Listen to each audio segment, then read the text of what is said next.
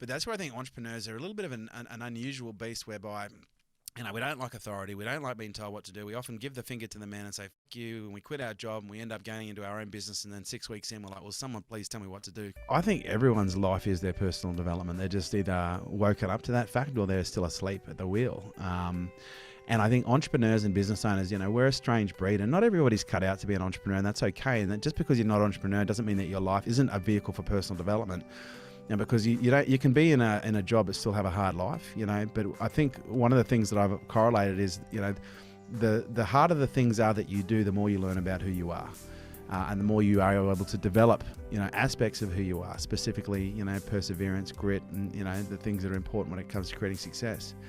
But that's where I think entrepreneurs are a little bit of an unusual beast, whereby we don't like authority. We don't like being told what to do. We often give the finger to the man and say, "Fuck you," and we quit our job and we end up going into our own business. And then 6 weeks in, we're like, "Well, someone please tell me what to do." It's probably fair to say that stupid comes first for most of us. And stupid came first for me for a number of years. I tried to work it out, and that's why I had a lot of failures. I didn't ask for help.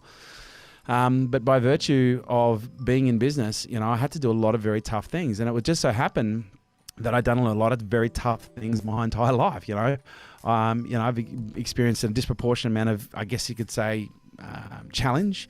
As a kid, ADHD, dyslexic, failed every single subject in every single year from year 1 to year 12. Like, I don't know if anyone can contemplate what that is like, because I don't know if there's many people out there that know every 3 months you get a report card and you're getting your ass handed to you by the teacher, not just at the end of every term, but every single day, every single class, because I just have a challenge when it came to paying attention.